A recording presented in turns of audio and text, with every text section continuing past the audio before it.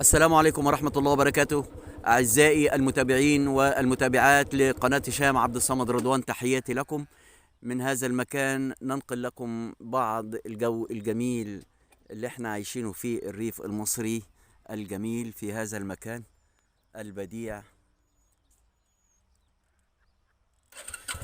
تحياتي لكم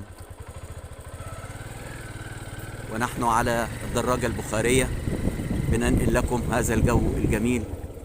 خشوا.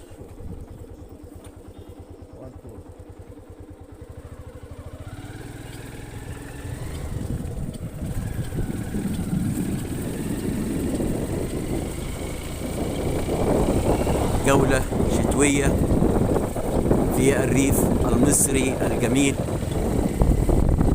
ونحن نسير بين الحقول. شايفين اللي مزروع دلوقتي ده عبارة عن بصل وبرسيم وقمح، شيء جميل قوي. تحيا مصر.